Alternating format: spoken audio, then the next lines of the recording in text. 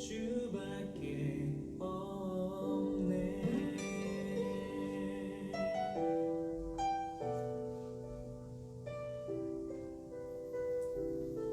주잡이 강같이 흐르고 주 손길 치료하네. 고통받는 자녀 부르시니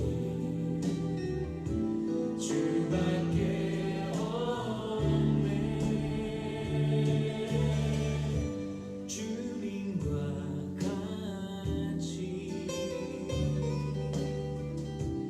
내 마음 만지는 분은 없네.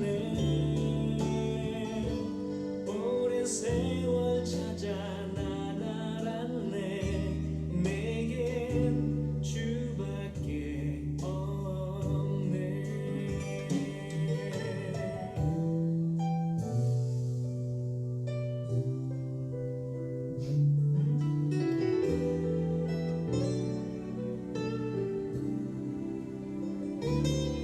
주잡이 강같이 흐르고 주 손길 치료하네. 고통받는 자녀 부르시니 주밖에 없네. 주님과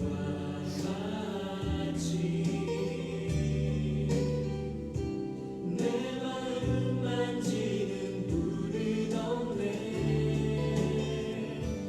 오랜 세월 찾아 난 알았네. 내게 주밖에 없네. 오랜 세월 찾아 난 알았네. 내겐 주밖에 없네.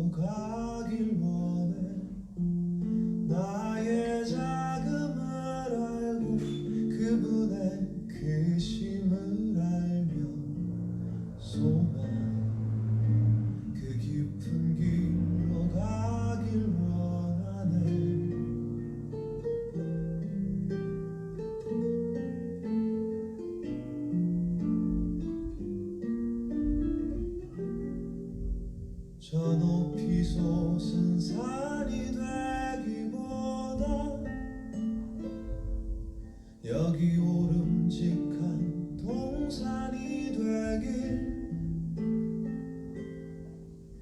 내 가는 길만 비추기보다는 누군가의 길을 비춰준다면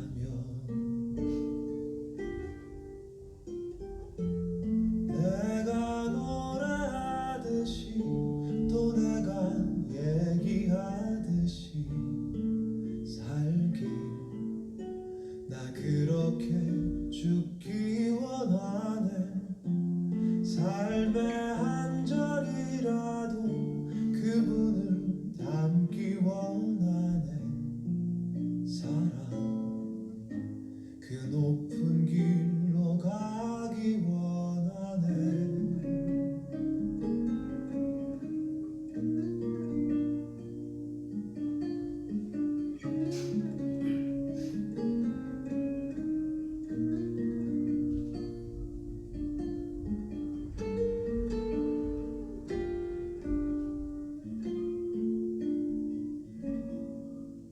저 높이 솟은 산이 되기보다 여기 오름직한 동산이 되길 내 가는 길만 비추기보다는 누군가의 길을 비춰준다면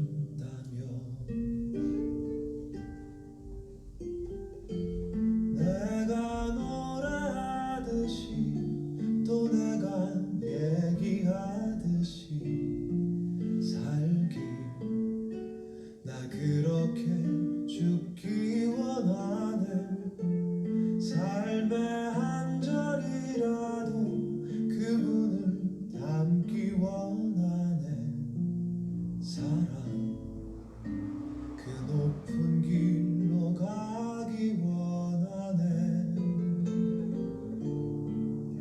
그 깊은 길로 가길 원하네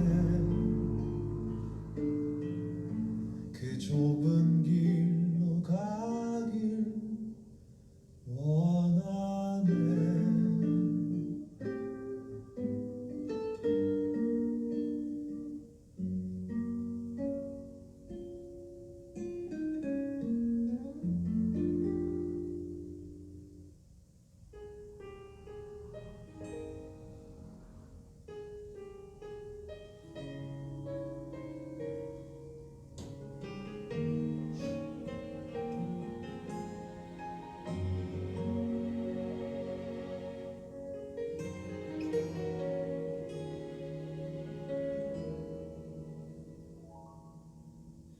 주님 제 마음이 너무 둔해서 주님을 볼 수 없습니다. 이 땅에 속하여 이 땅만 보다가 주님 손을 놓쳤습니다. 나는 나그네로 왔는데 왜 주저앉게 되었나 나는 청지기인데 언제부터 내 삶의 주인이 되어버렸나 믿음이 없이는 기쁘시길 못하나니 고된 수고도 다 헛될 뿐이라 믿음이 없어서 무너진 삶의 모든 자리에 다시 주님을 기다립니다.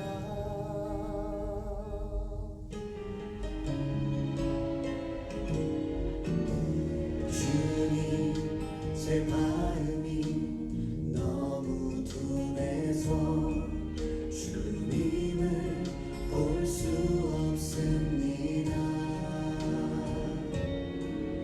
이 땅에 속하여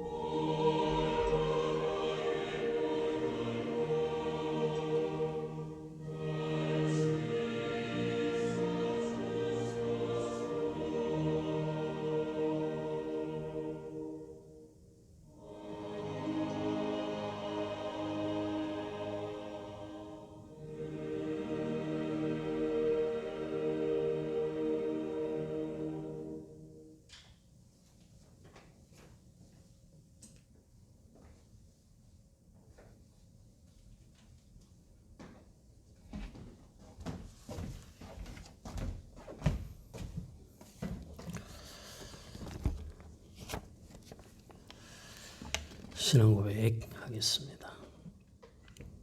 전능하사 천지를 만드신 하나님 아버지를 내가 믿사오며 그 외아들 우리 주 예수 그리스도를 믿사오니 이는 성령으로 잉태하사 동정녀 마리아에게 나시고 본디오 빌라도에게 고난을 받으사 십자가에 못 박혀 죽으시고 장사한 지 사흘 만에 죽은 자 가운데서 다시 살아나시며 하늘에 오르사 전능하신 하나님 우편에 앉아 계시다가 저리로서 산자와 죽은 자를 심판하러 오시리라.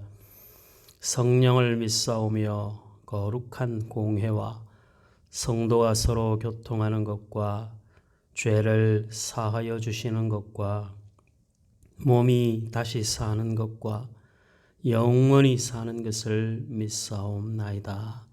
아멘. 요한계시록 10장 요한계시록 10장 8절로 마지막 절까지 한번 보겠습니다. 요한계시록 10장 8절로 마지막 절까지 우리 다 같이 한 목소리로 읽겠습니다.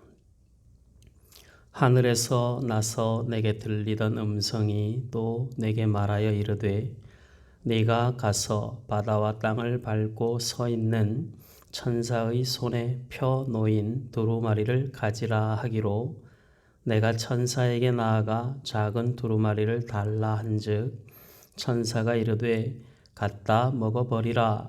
내 배에는 쓰나 내 입에는 꿀같이 달리라 하거늘 내가 천사의 손에서 작은 두루마리를 갖다 먹어버리니 내 입에는 꿀같이 다나 먹은 후에 내 배에서는 쓰게 되더라. 그가 내게 말하기를 네가 많은 백성과 나라와 방언과 임금에게 다시 예언하여야 하리라 하더라. 아멘. 여섯 번째 나팔 재앙이 있고 일곱 번째 나팔 재앙이 이르기 전에 요한계시록의 신학적 구조를 보면 지난주에 말씀드렸듯이 그 사이에 여섯 번째와 일곱 번째 사이에 막간이 그러니까 중간 삽입된 다른 상황들이 등장을 한다 했습니다. 인재앙과 심판에 있어서는 14만 4천의 하나님 앞에 구별된 사람들이 하나님을 찬송하는 것으로 하늘의 영광을 보여주고 그 다음에 이 나팔 재앙으로 들어와서는 이 두루마리에 대한 그 환상 그리고 11장에 등장하는 두 증인에 대한 환상 이야기가 중간에 삽입이 되어져 있습니다. 그 구조를 우리가 함께 보면서 성경 전체를 읽을 때 그런 어떤 그 구조라든지 이런 것들을 좀 보고 읽으면 성경을 읽을 때 더 수월하게 조금 더 쉽게 이해를 할 수가 있습니다. 우리 성도 여러분들은 아직까지 그 전문적인 신학 훈련을 받지 않았기 때문에 그런 부분들을 사실 볼 그럴 상황들이 없죠. 그래서 사실 설교 시간에 이 모든 것들을 신학적인 부분들까지 이야기하기가 시간도 굉장히 촉박하고 그래서 잘 못하게 되는데 그래도 요한계시록은 조금이라도 신학적인 부분들을 설명이 들어가야 여러분들이 이 오류에 빠지지 않고 조금 더 성경에 가까이 이 말씀을 보고 해석을 할 수 있게 되기 때문에 신학적 이야기들을 간혹 할 때가 있습니다. 여러분들이 그 부분들을 말씀을 들으면서 같이 참고해서 그렇게 들으면 좋겠습니다. 두루마리에 대한 환상이 입에는 달지만 이 배에 들어가면 쓰게 된다 했습니다. 이것을 두 가지를 서로 상반된 관점에서 지난주에 우리가 말씀을 보았습니다. 이 배는 쓴데 속에 들어가면 단 그런 말씀의 영역이 있고, 이 배는 매우 달았지만 속에 들어가면 매우 쓰게 되는 그런 말씀의 영역이 있다 했습니다. 그러니까 어느 영역이든 입에 달고 속에 들어가서 쓰든 입에 쓰고 속에 들어가서 달든 어떤 영역에서든 복음은, 하나님의 말씀은 우리를 유익하게 하는데 그 목적이 있다 했습니다. 그러니까 입에 쓴 말씀도 우리의 유익을 위해서 주시는 말씀이니까 받아야 되고, 처음에 달게 먹었는데 점점 그 말씀대로 살다 보니 속에서 자꾸 쓴 그런 힘든 고난과 환난의 시간들이 왔을 때 여전히 그 또한 하나님이 우리의 신앙의 유익함을 위하여 우리에게 허락하신 그 은혜라, 이렇게 여기고 말씀을 보아야 됩니다. 그래서 성경을 읽을 때 복이 되는 것, 나한테 하나님이 뭘 주신다라는 것, 그러니까 그런 것 중심으로 밑줄 그어놓고 읽기 시작하면 성경을 열심히 읽고 성경 속에서 하나님이 나에게 뭐 줄 게 없나, 그것만 이렇게 관심을 가지게 되죠. 그러면 신앙이 기복적으로 흘러갈 가능성이 있습니다. 신앙은 기복적인 신앙이 되면 안 되죠. 하나님이 우리에게 주시는 복이 분명합니다마는 그 복이 세상이 가지고 있는 기준과 가치, 그것과 다른 복이죠. 세상 사람들이 누리는 복을 우리에게 주시는 부분도 있기는 합니다마는 하나님이 우리에게 주시고자 하는 복은, 궁극의 복은 하늘의 복이지 이 땅의 복이 아닙니다. 이 땅의 복은 우리가 살아가는 동안에 우리의 신앙을 유익하게 하고 우리의 삶을 조금 더 하나님의 은혜로 붙잡기 위해서 만들어 가시는 그런 과정이라 딱 그 정도 선에서 이해하면 됩니다. 하나님이 나에게 복 주셔서 떼부자가 되고, 하나님이 나에게 복 주셔서 무슨 세상 사람들하고 견주어서 무슨 큰 성공을 하고, 이런 관점에서 하나님을 이용하려고 하면 안 되는 거예요. 그건 하나님을 이용하는 거예요. 우리는 하나님을 이용하여 우리의 목적을 채우는 사람이 아니라 우리는 하나님의 말씀 앞에 충성을 다하는 사람들이죠.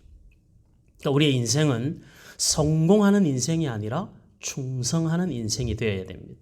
성공은 자기가 하고 싶은 것을 이루는 사람이 성공이라 하죠. 충성은 자기가 해야 될 일을 완수하는 것을 충성이라고 합니다. 그러니까 성도의 삶은 성공에 있지 않고 충성에 있습니다. 그러니까 이것을 지금 이 두루마리 환상을 통해서 확인시켜 주는 것이죠. 결국 우리의 삶에 하나님의 모든 말씀은 우리를 유익하게 하고 결국은 우리에게 복이 되게 한다. 그럼 그 복이 무슨 복이냐? 하늘의 복이다. 하늘의 복이 너무 커서 그 하늘의 복의 흔적으로 이 땅에서 세상 사람들이 누리는 것 가운데서도 우리에게 복으로 오는 경우는 있습니다만은 우리가 궁극적으로 그 복을 목적으로 신앙생활을 해서는 안 된다라는 거예요. 그래서 우리가 빌립보 4장의 말씀도 보았듯이 우리가 살아가는 삶에 하나님의 은혜가 우리 안에 있으면 우리는 부족함이 없고 부족함이 없는 줄 알아야 되는 거예요. 부자라고 주의 일 더 많이 하는 것 아니고, 가난하다고 주의 일 못하는 것 아니고, 많이 배웠다고 주의 일에 더 많이 쓰임받고 조금 배웠다고 주의 일에 덜 쓰임받는 것 결코 아니다 이거죠. 우리는 부르신 대로, 받은 달란트대로 그것으로 우리의 성공을 향하여 달려가는 사람이 아니라 받은 은사대로, 받은 달란트대로 충성을 다하는 사람으로 살아가는 것, 그것으로 충분하다는 것이죠. 세상에 미련을 두면 그렇게 못 삽니다. 그러나 하늘의 소망을 두면 그렇게 살아갈 수 있게 되죠. 그래서 우리는 하늘의 복을 사모해야 되는 거예요. 그래서 이 두루마리에 대한 환상을 이야기를 하고 하나님의 말씀을 받아 먹어라. 하나님의 말씀을 속으로 삼켜라. 그리고 난 다음에 하는 이야기가 11절 말씀이죠. 이 11절 말씀은 11장으로도 연결이 됩니다. 11절 그가 내게 말하기를 네가 많은 백성과 나라와 방언과 임금에게 다시 예언하여야 하리라 하더라. 아멘. 다시 예언하여야 하리라. 다시 예언해야 된다라는 것은 뭡니까? 이 예언이라는 말씀은 우리 지난주에 봤듯이 하나님이 이미 우리에게 하신 말씀이라고 했어요. 말씀하지 않은 새로운 어떤 것들을 이야기를 하려고 하는 것이 아니라 이미 말씀하신 것들을 그 말씀을 예언해야 된다라는 건 앞날을 예측하는 어떤 이야기가 아니라 이미 하셨던 그 말씀, 예언의 그 말씀을 다시 선포하는 자로 우리가 이 땅에 있어야 돼요. 왜 다시 선포해야 돼요? 아직 세상의 끝이 오지 않았기 때문에. 예수님이 재림을 하셔야 역사가 끝나는 거예요.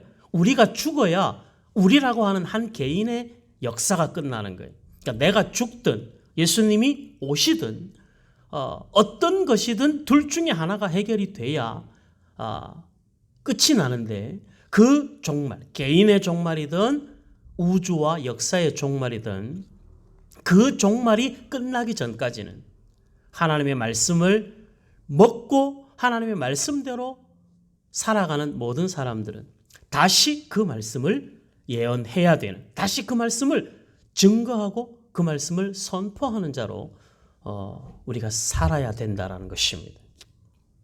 마태복음 28장에서 예수님께서도 말씀하셨죠. 하늘과 땅의 모든 권세를 하나님이 우리에게 주셨다고 말씀하시고 예수님에게 주셨다 말씀하시고 그 권세와 그 능력을 우리에게 주신다고 말씀하셨거든요. 그러니까 모든 족속으로 제자를 삼아서 아버지와 아들과 성령의 이름으로 세례를 주라. 언제까지? 내 생명이 다하는 날까지.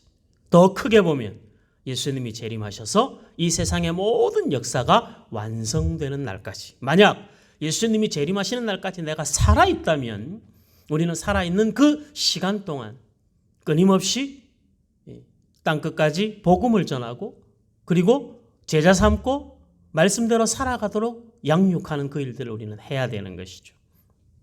만약에 그 전에 예수님 재림하시기 전에 우리가 먼저 천국에 가면 천국 가기 전까지 우리는 우리의 주어진 사명을 그렇게 감당해야 되는 것입니다.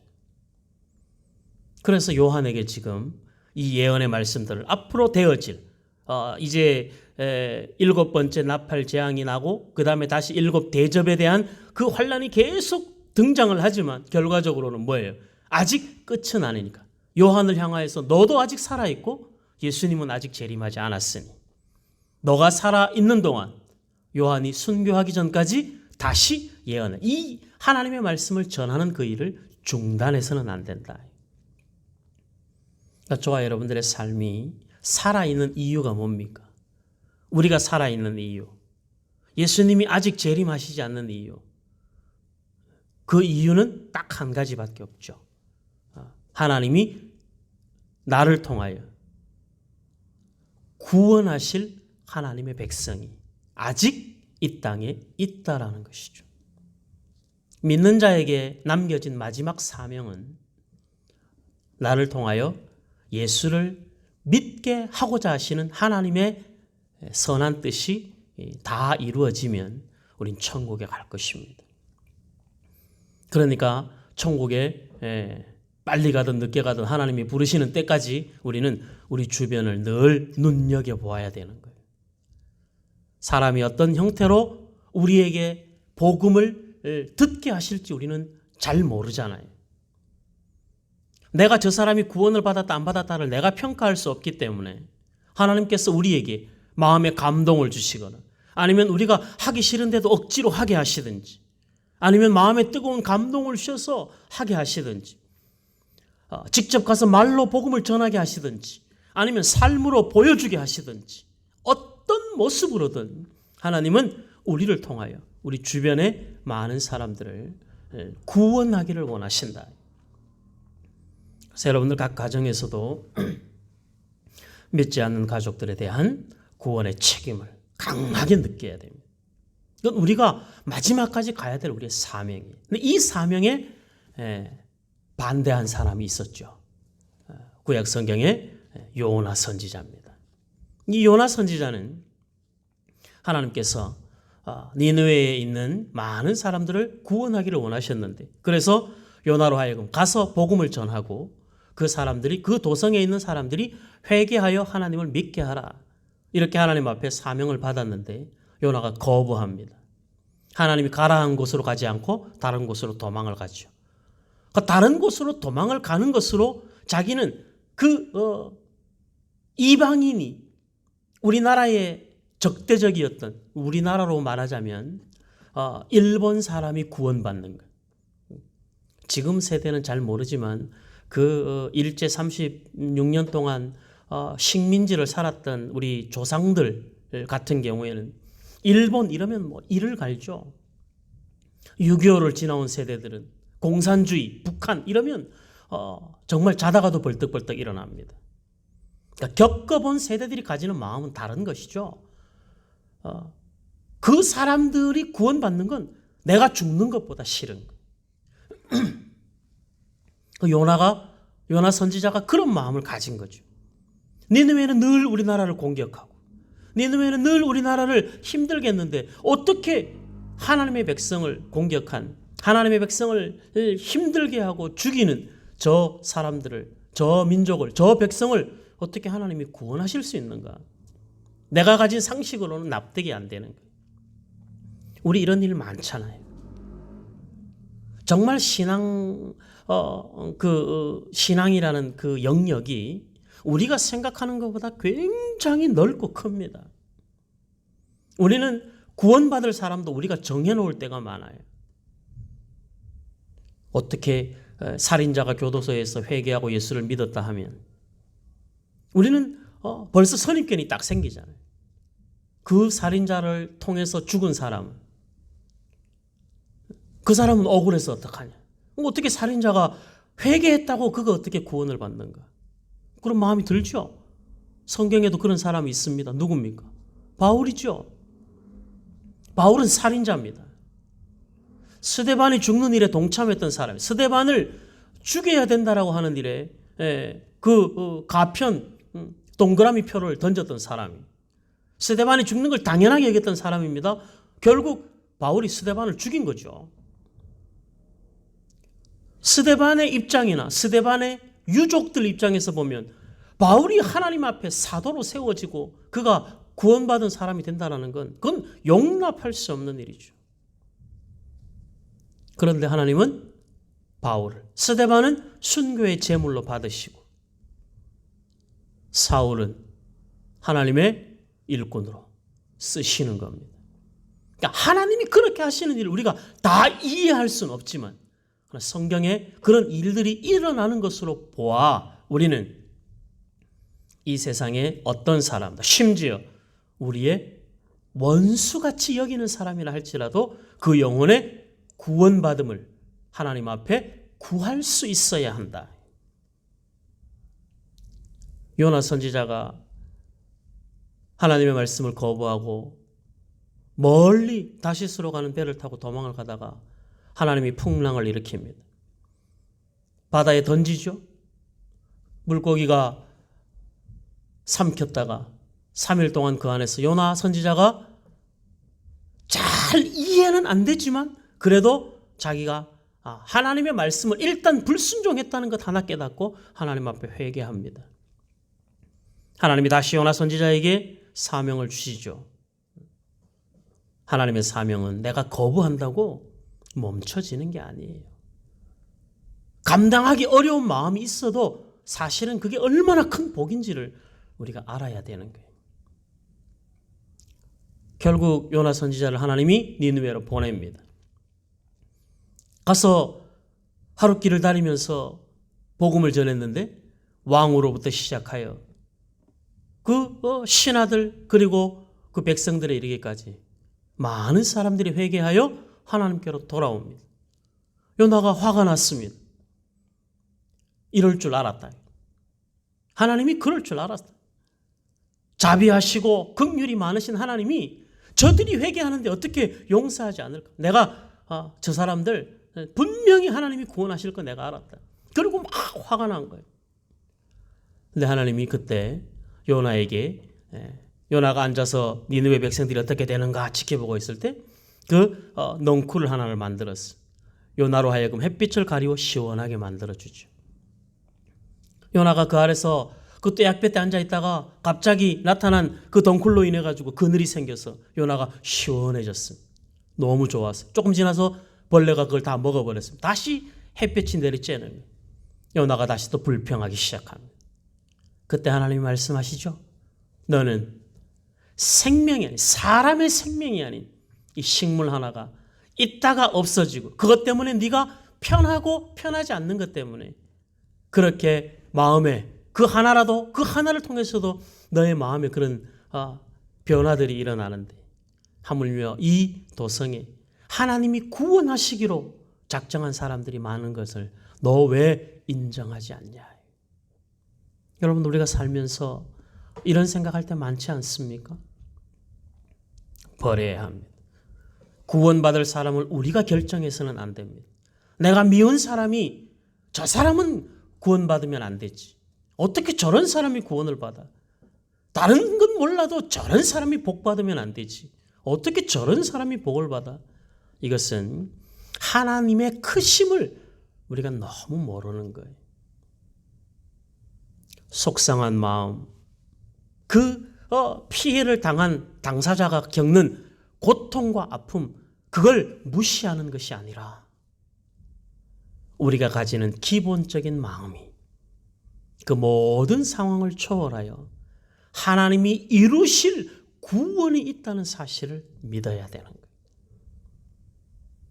믿는 자로 살아가면서 이 세상에서 사랑하며 살아갈 수 있는 것이 얼마나 큰 복인 줄을 알아야 됩니다.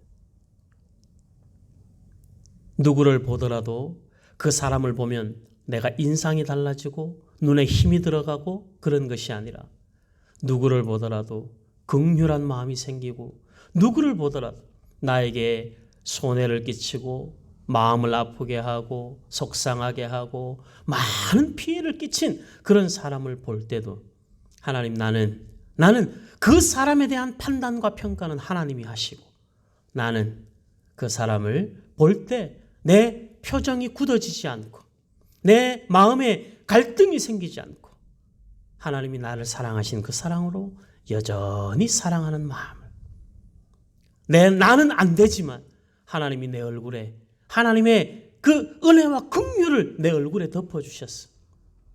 내 속에 있는 갈등이 밖으로 표현되지 않도록 내 속에 있는 미움이 밖으로 나타나지 않도록 하나님 도와주십시오 하고 구하면서 결국은 더 넉넉한 사랑으로 예수님이 십자가에 사셨던 것처럼 우리가 예수님이니까 바울이니까 이렇게 생각하지 말고 예수님이 하셨으니까 우리도 따라가야 하고 우리가 존경하는 바울이니까 우리가 그 길 따라가야 되는 것 아니겠어요?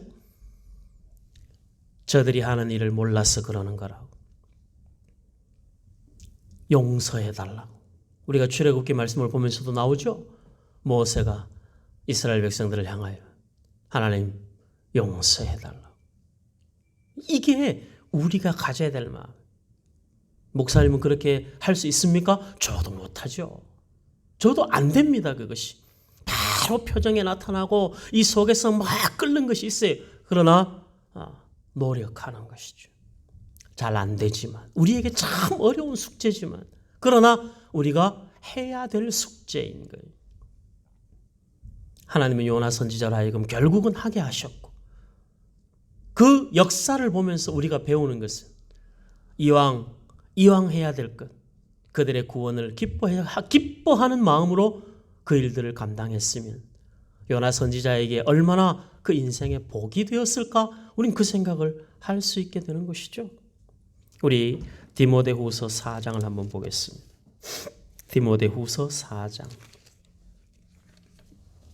신약성경 디모데후서 4장 1절 신약성경 346페이지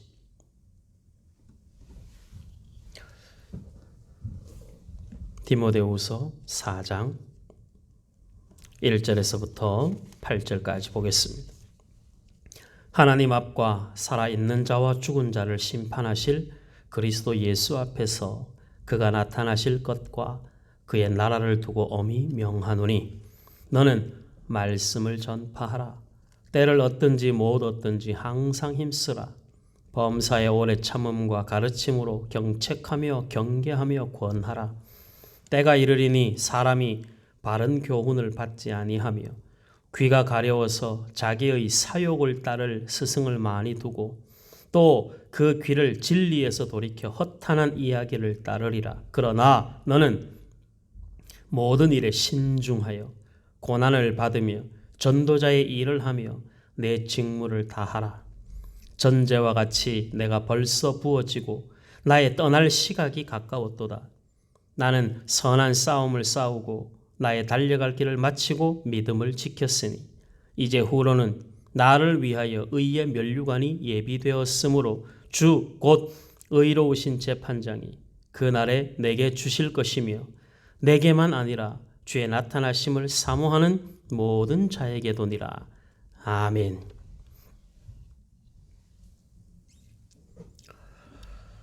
제가 옛날에 참 존경하는 목사님 한 분이 계시는데 지금도 목회를 하고 계시는 목사님입니다. 이 목사님이 지금은 이제 산본에서 목회하시는데 구로동에서 목회를 하시면서 교회를 개척을 했다가 교회가 너무 힘들고 어렵고 부흥도 안 되고 그래서 한 3년 이상 사모님이랑 둘이서 예배를 드리면서 매일매일 엎드려 기도하고 전도하고 했는데도 3년이 되도록 단 한 명도 등록이 안 되더라는 거예요. 너무 절망하고 너무 속상하고 힘들어서 나는 목회를 할 사람이 아닌가 보다. 하나님이 나를 목사로 세우셨으면 그래도 목양을 할 수 있는 성도는 보내주셨을 텐데 개척을 하고 3년이 되도록 단 한 사람도 등록을 하지 않는 걸 보면 내가 이 목회를 해서는 안 될 사람인가 보다 하고 예배를 교회를 접었답니다. 이 표현이 좀 죄송한데 그 목사님 표현대로 그래요. 교회 간판을 내리고 정말 울면서 교회를 그분 표현대로 접었답니다. 그리고 이제 기도원에 올라가서 하나님 앞에 매달려서 기도했다는 하나님이 성도를 보내주지 않고 뭐 내가 게으름 핀 것도 아니고 최선을 다해서 기도하고 최선을 다해서 전도하고 아침부터 저녁까지 최선을 다했는데도 성도 한 명이 등록하지 않으니 제가 어떻게 목회를 하겠습니까? 하고 목회를 하나님 앞에 접을 수밖에 없었던 것을 기도원에 올라가서 간절히 하나님 앞에 기도하고 저 더 이상 목회하지 않겠습니다. 앞으로 제가 원래 옛날에 했던 그 사업 거기로 다시 돌아가서 열심히 돈 벌어서 제가 교회 잘 섬기겠습니다. 그렇게 하나님 앞에 금식하며 기도하면서 하나님 앞에 그렇게 통보를 했답니다. 근데 본인이 작정하고 기도하는 그 시간 어느 날 하나님께서 그 마음속에 그래도 하나님 앞에 목회를 해야 되지 않겠나라는 마음을 강하게 주시더라는 거예요. 아무리 생각을 해도 아닌 것 같은데 내가 어떻게 해야 되나 다시 목회를 해야 되나 하고 고민하는 중에 계속 마음속에 강한 확신이 목회를 해야 된다는 확신을 하나님이 주셔서 다시 산본이 그 개발되기 이전에 그 변두리에다가 교회를 다시 시작을 했다는 거예요.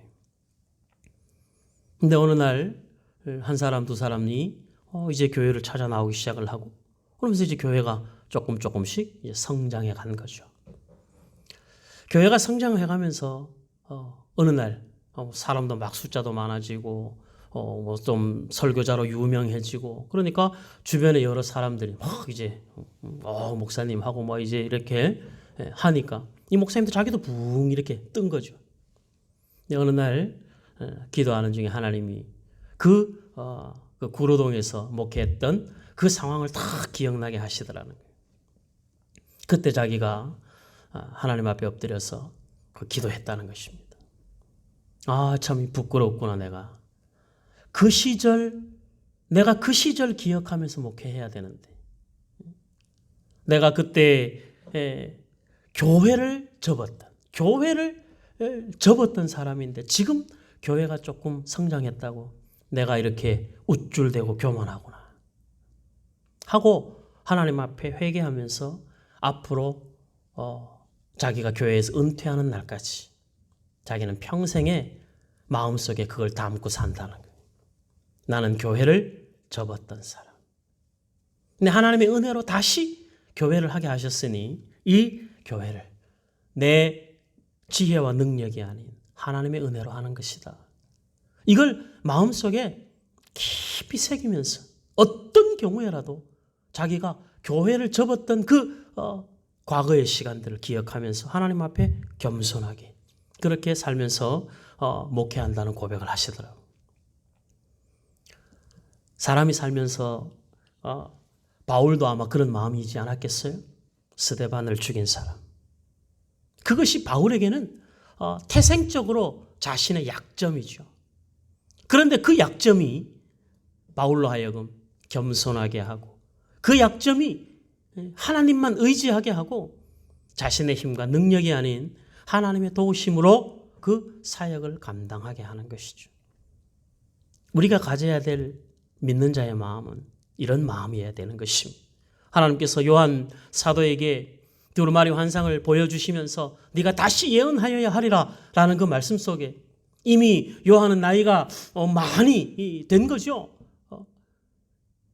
요한이 이 요한계시록을 쓸 때는 이미 예루살렘 성이 완전히 무너지고 난 다음에 쓴 거니까. 나이가 내일 모레 천국 갈 나이에 하나님 앞에 환상을 받았는데 그 나이 많은 죽음을 눈앞에 두고 있는 그 사도가 하나님 앞에 환상을 받으면서 하나님이 네가 다시 예언하여야 하리라.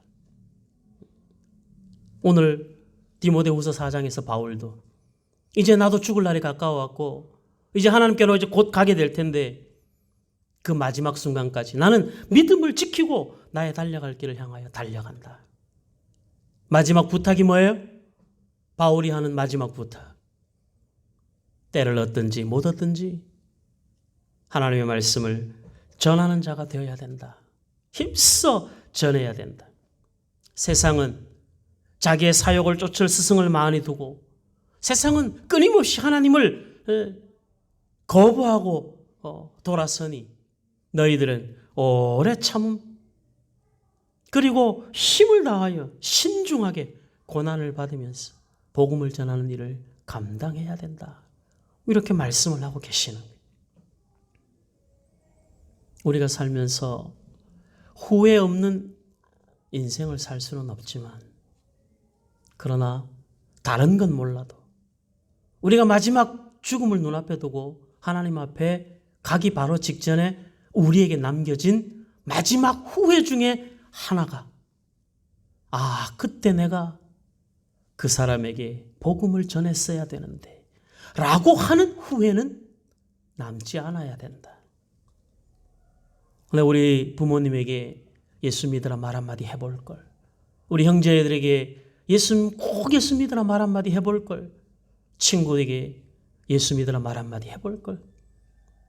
나도 내일 죽을지 모르고 내 부모님이든 자녀들이든 친구들이든 이웃이든 누구든 간에 우리가 죽음을 예측할 수 없으니까 내일 전할 수도 있겠지. 내일 만날 수도 있겠지. 다음에 만나면 하지 라고 생각해서 미루어 두었던 그것이 결국은 해보지 못하고 천국에 가야 되는 그 내 인생의 가장 큰 후회로 남는 그런 일이 되어서는 안 되겠다라는 것이죠. 그래서 하나님께서는 나이 많은 죽음을 눈앞에 둔 바울에게도 죽음을 눈앞에 둔 요한에게도 하나님께서는 복음을 전하는 자로 마지막 사명을 감당하기를 요구하고 계시는 것입니다. 아니 하나님, 내가 이 나이에 뭘 할 수 있겠습니까? 젊은 사람 시키시죠. 그게 아니라 하나님이 네 나이가 어때서 네 나이가 어떠하든지 해야 할 일은 다시 예언하여야 하리라. 그건 네가 해야 될 일이다. 오늘 예배에 함께 참석하는 사랑하는 우리 성도 여러분들, 저와 여러분들 인생에 하나님은 우리가 주님 오시는 그날까지 하나님의 말씀을 전하는 자로, 하나님의 말씀을 증거하는 자로 끊임없이 세례를 베풀고 하나님의 말씀을 지키도록 가르치며 제자를 삼아야 되는 이 일들을 주님 오시는 그날까지, 우리가 천국 가는 그날까지 우리에게 감당하기를 원하시고, 그것을 감당하게 하기 위하여 우리에게 권세를, 성령을 우리 가운데 허락하신 것입니다. 예수를 믿어 하나님의 자녀가 되었고, 예수를 믿어 우리 안에 성령이 임재하시는 하나님의 거룩한 자녀가 되었으니 저와 여러분들의 남은 인생은 다른 건 몰라도 내가 세상에서 이거 한번 못 해보고, 내가 세상에서 거기 한번 못 가보고, 내가 세상에서 그거 한번 못 먹어본 건 있어도 내가 하나님이 나로 하여금 만나게 하시고 대화하게 하시고 눈여겨보게 하시고 내 마음 가운데 감동을 주셔서 복음으로 하나님께로 인도해야 될 그 사람을 하나님이 내 앞에 놓아두셨음에도 불구하고 나의 게으름이, 나의 망설임이 그 영혼을 하나님께로 인도하지 못하는 것이 우리 인생의 후회로 남아서는 안 되겠다. 다시 한번 저와 여러분들 마음에 거룩한 소원을 품기를 원합니다. 여러분들 부모님들 다 예수 믿고 천국 가셔야 되죠. 구하고 기도하고 전해야 합니다. 이 땅에 같은 부모를 통하여 태어난 우리 형제 자매들도 세상에 그 어떤 인연보다 소중한 인연 아닙니까? 한 부모를 통해서 태어났다는 게. 그들 내가 이렇게 사모하고 기다리는 천국, 내가 믿어 이렇게 행복하고 감사한 이 하나님, 우리 형제들도, 우리 가족들도, 우리 시댁 식구들, 친정 식구들, 본가 식구들, 처가 식구들, 그리고 우리 친구들, 우리 이웃들, 어떠한 것으로도 인연이 있어서 만나게 된 그 사람들이 내가 목숨 걸고 사랑하는 하나님을 그들도 사랑하는 사람이 되고, 나에게 약속하신 영원한 하나님의 나라, 그 은혜와 평강의 나라에 이제 우리가 갈 텐데 그들도 거기에 올 수 있도록 다시 예언하여야 하리라, 이 말씀을 우리 마음 가운데 새기시고, 하나님이 여러분들 생각 속에 생각나는 사람들, 마음 속에 담아둔 사람들, 그 사람들을 위하여 기도하시고, 그 사람들이 구원받을 때까지 섬기고 베풀고 용서하고 용납하고 이해하고, 그래서 마침내 그들도 우리와 동일한 하나님의 자녀 되어질 때까지 예언하는 이 일을 중단함이 없는 저와 여러분들이 될 수 있기를 주의 이름으로 소원합니다. 아멘. 기도하겠습니다. 감사합니다. 하나님 아버지, 요한을 통하여 우리에게 말씀하시는 네가 다시 예언하여야 하리라 우리의 마음에 담습니다. 우리가 하나님 앞에 사랑받아 감사가 넘치고 평강이 넘치는 이 삶을 나만 만족하고 끝나지 않게 하시고 이 은혜와 기쁨에 우리 사랑하는 가족들이, 우리 사랑하는 친구와 친척들이, 우리 사랑하는 이웃들이 그 하나님의 은혜와 사랑 안에 동참하는 자 되도록 우리로 하여금 지속적으로 복음을 전하는 삶을 살게 하여 주시옵소서. 하나님이 우리 안에 감동을 주시는 대로 우리의 감정을 따라 살아가는 인생이 아닌 하나님이 주시는 감동을 따라 믿음으로 반응하는 저희들이 되게 하여 주시옵소서. 하나님께서 우리를 통하여 이루시고자 하는 크고 놀라운 하나님의 사역들을 우리가 순종하여 이루는 자 되게 하여 주옵소서. 우리가 살아가는 인생에 성공하는 자 아니라 충성하는 자로 살아갈 수 있도록 우리 하나님 아버지 긍휼히 여겨 주시옵소서. 마지막 날 주님 앞에 서는 그날 우리 인생에 복음을 전하지 못하여 하나님 앞에 후회함이 남는 사람 한 사람도 없도록 부지런히 살피며 그 영혼 구원을 위하여 기도하게 하시고 온 맘 다해 사랑으로 섬기게 하시고 마침내 그를 구원하시는 하나님의 은혜를 보게 하여 주옵소서. 이 세상에 어떤 사람도 우리가 판단하고 우리가 평가하고 우리가 결정하여 구원의 자리를 들어오고 나가는 것이 결정되지 않도록 하나님이 이 세상을 이처럼 사랑하셔서 독생자를 보내주신 그 크신 사랑을 기억하게 하셨어. 우리와의 관계를 떠나 하나님의 부르신 자녀의 영역 안으로 들어오는 사람들이 되도록 우리 하나님 아버지 불러주시옵시고 우리를 사용하여 주시옵소서. 우리에게 거룩한 소원이 천하보다 귀한 한 영혼을 구원하는 일이 되게 하시고 우리의 거룩한 소원이 이 땅에서 함께 지어져가는 거룩한 교회 되어지는 이 일을 우리의 평생의 소원으로 두고 살아갈 수 있도록 우리 하나님 아버지 도와주시옵소서. 한 주간도 우리가 살아가면서 우리의 삶의 자리에서 뿌린 눈물과 기도와 삶의 흔적들이 주변에 있는 많은 사람들이 보고 하나님을 알만한 것이 그들 마음속에 생겨나는 귀한 기회가 되도록 우리 하나님 아버지 역사하여 주시옵소서. 끊임없이 뿌리게 하시고 자라게 하시는 분이 하나님이심을 믿고 믿음으로 눈물로 씨를 뿌리는 자 되게 하시고 기쁨으로 그 단을 거두게 하시는 하나님의 놀라운 역사를 기다리는 저희들이 되게 하여 주시옵소서. 인생의 많은 날을 의미 없이 허비하지 않게 하시고 하나님이 기뻐하시는 삶을, 영혼을 구원하는 일에 헌신되는 삶을 그렇게 주 앞에 충성스러운 하나님의 종들로 세워져 갈 수 있도록 인도하여 주시옵소서. 우리의 나이도 핑계가 되지 않고 우리의 삶도 핑계가 되지 않고 우리의 생활의 형편도 핑계가 되지 않고 오직 살아계신 하나님이 구원하시는 일에 집중하는 믿음을 허락하여 주시옵소서.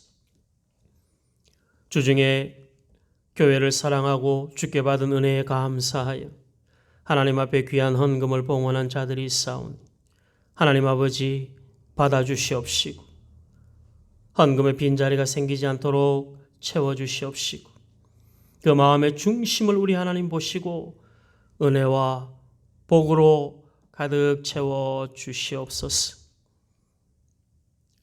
마음에 품은 소원대로 하나님께 더 가까이 나아가게 하시고 무엇보다 하나님의 말씀을 깨달아 알아가는 은혜와 감격이 충만할 수 있도록 우리 하나님 아버지 역사하여 주시옵소서. 교회를 돌아보며 섬기는 일에 마음을 품게 하셨사오니 하나님 아버지 그 귀한 일들 온 교회가 함께 동참하는 은혜가 있게 하시고 서로 마음을 다하여 한 걸음 한 걸음을 함께 가는 은혜가 있도록 우리 하나님 도와주시옵소서. 코로나 확진자가 많이 늘어나는 관계로 하나님 아버지 또 안타깝게도 함께 모여 예배드릴 수 없는 고통의 시간이지만 그러나 영광스러운 주일을 맞이하게 하시고 더 준비하여 하나님을 예배하는 거룩한 주일로 하나님 앞에 예배하게 하여 주시옵소서. 우리의 그 상한 마음을 하나님 앞에 구하게 하시고 주의 도우심을 구하게 하시고 더 힘을 다하여 예배를 준비하며 주일을 기다리는 신실한 주의 자녀들 될 수 있도록 우리 하나님 아버지 도와주시옵소서. 코로나로 인하여 교회에는 나올 수 없지만 가정 안에서 함께 모여 드리는 예배를 통해서 하나님 아버지 부모와 자녀들 간의 신앙의 유대감이 더욱 든든해지게 하시고 부모의 신앙이 자녀들에게 잘 상속될 수 있도록 우리 하나님 아버지 도와주시옵소서. 자녀들에게 신앙을 가르치는 기회가 되게 하시고 부모를 통하여 신앙을 배우는 기회가 될 수 있도록 우리 하나님 아버지 도와주시옵소서. 일상은 멈춘 듯 하지만 하나님의 나라는 끊임없이 확장되고 있음을 확인하게 하시고 하나님 나라 확장에 작은 영역이라도 쓰임받는 저희들 우리 샘솟는 교회 되게 하여 주시옵소서. 잠을 이루지 못하는 주의 자녀들의 마음을 평안케 하셔서 단잠을 이루게 하시고 근심 걱정으로 주의 도우심을 구하는 주의 자녀들의 손 잡아주시고 위로하여 주시고 하나님 의지하여 한 고비 한 걸음 넘어갈 수 있도록 우리 하나님 도와주시옵소서.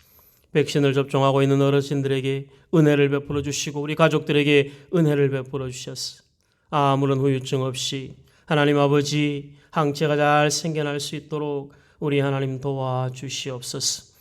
이제 처음 접종을 앞두고 있는 하나님의 자녀들 또 2차 접종을 앞두고 있는 하나님의 자녀들 하나님 아버지 긍휼히 여겨주시고 지켜주시고 보호하여 주시옵소서. 우리의 일상이 코로나 이전으로 다시 돌아갈 때까지 하나님 앞에 기도하는 일에 전념하게 하시고 우리의 신앙을 되돌아보게 하시고 우리의 예배를 하나님 앞에 간절함을 담아 기다릴 수 있는 믿음의 사람들이 되게 하여 주시옵소서. 살아계신 하나님 아버지 육신의 연약함으로 인하여 하나님의 은혜를 구하는 자녀들이 있사오니 주의 능력의 손으로 만져주시옵시고 치료하시고 회복하시고 하나님의 은혜를 가득 채워 주시옵소서. 군에 있는 형제들에게 은혜를 주시고 유학 중인 주의 자녀들을 붙잡아 주시옵시고 어느 곳에 있든 하나님을 기억하게 하시고 주의 자녀된 신분을 잃어버리지 않도록 우리 하나님 도와주시옵소서. 하나님의 자녀된 명예를 지키게 하시고 샘솟는 교회 성도라는 의식을 가지고 살아갈 수 있도록 우리 하나님 아버지 도와주시옵소서. 살면서 가끔 잊어버리고 또 살면서 생각하고 싶지 않았던 일들까지도 기도하는 시간에는 기억나게 하시고 생각나게 하셨어. 그 일들로 인하여 우리의 믿음이 또 한꺼풀 단단해져 갈 수 있도록 우리 하나님 만져 주시옵소서. 주의 놀라우신 은혜와 사랑, 마음에 주시는 평강으로 하나님으로부터 위로받는 주의 자녀들 되게 하시고 언제나 하나님 우리 편 되어 주셔서 우리를 사랑하고 계심을 무시로 느끼며 살아가는 은혜가 있도록 우리 하나님 도와주시옵소서. 마음을 다하고 뜻을 다하고 힘을 다하고 하나님을 더 사랑하는 우리 샘솟는 교회 모든 주의 자녀들 될 수 있도록 우리 하나님 도와주시옵소서. 우리에게 남겨진 시간 끝까지 믿음을 지키며 달려갈 길을 달려가는 열심을 허락하여 주옵소서. 예수님 이름으로 기도하옵나이다. 아멘. 하늘에 계신 우리 아버지여, 이름이 거룩히 여김을 받으시오며 나라 임하옵시며 뜻이 하늘에서 이룬 것 같이 땅에서도 이루어지이다. 오늘날 우리에게 일용할 양식을 주옵시고 우리가 우리에게 죄 지은 자를 사하여 준 것 같이 우리의 죄를 사하여 주옵시고 우리를 시험에 들게 하지 마옵시고 다만 악에서 구하옵소서. 대개 나라와 권세와 영광이 아버지께 영원히 있사옵나이다. 아멘. 감사합니다.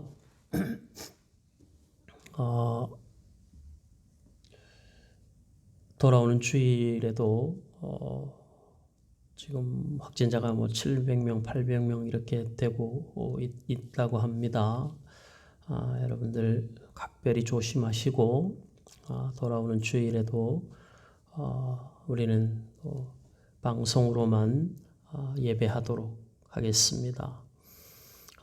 가능한 한 달에 한 번이라도 또 그렇게 하다가 보면 한 달에 2번 되고 그래서 또 매주가 되고 이렇게 되는 날이 이제 곧 오리라 우리가 그렇게 기대하고 기도하면서 기다리겠습니다. 일단 돌아오는 주일에는 방송으로 예배하는 줄 아시고 여러분들 자녀들 예배 준비 잘 시키시고 부모님들 예배 준비 잘 하시고 기쁨으로 또 신실하게 준비하여 예배하는 주일 될 수 있도록 그렇게 함께 잘 준비해 주시기를 바랍니다.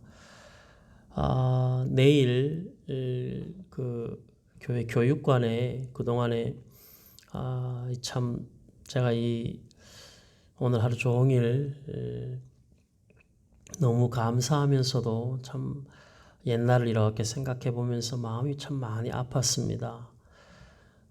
유아실이랑 이렇게 교회 여러 가지 요즘에 한 2주, 3주 계속 교회 페인트 칠하고 장판 깔고 바닥 깔고 이런 일들을 계속 했는데 시간을 내서 함께 주셔서 감사하고 또 기도해 주시고 물질로 함께 해 주셔서도 너무 감사한데 내일 교육관에 그 장판을 깔아야 됩니다. 이제 저게 우리가 교회를 이사를 와서 새 장판을 까는 게 처음인 것 같아요. 제가 그것 때문에 하루 종일 마음이 참 많이 아팠습니다. 하늘꽃 또 하늘꿈 참 맨날 아이들 위해서 기도하고 또 사랑한다 하는데 그 참 떨어진 장판 그 속에서 그대로 그냥 이렇게 지나온 것이 너무 미안하더라고. 근데 우리 또 선한 마음을 품은 우리 성도님들 계셔서 자원해 주시고 또 함께 동참해 주셔서 장판을 준비를 하게 됐습니다. 교회를 못 나오는 상황이라서 아마 이제 교회 다들 올 때쯤 되면 아이고 참 올 때쯤 되면 좀 더 좋은 환경들을 이렇게 만들어 놓으려고 하는데 그동안 충분히 좋은 환경들, 좋은 조건들 이렇게 만들어 주지 못해서 너무 미안하고 이제 그거 많이 늦었지만 그래도 하게 돼서 또 이렇게 돕는 손길들이 있어서 너무 감사하고 그렇습니다. 근데 이제 교육관에 장판을 깔려면 그 피아노도 이렇게 옮겨야 되고 그 짐들이 좀 큰 짐들이라서 내일은 좀 가능한 한 여러분들 시간을 내서 교회에 오셔서 청소도 좀 같이 하시고 특히 남자 분들 우리 청년들 우리 성도님들 오셔서 옮기는 거 혼자서는 힘들지만 또 서너 명이 함께 하면 이렇게 옮기고 장판 깔고 이거 좀 조금 더 수월하게 할 수 있을 것 같습니다. 여러분들 내일 11시 오셔서 교회와 또 이 밖에 도로까지 청소 좀 같이 해주시고 그리고 장판 까는 일을 좀 같이 도와주시면 감사하겠습니다.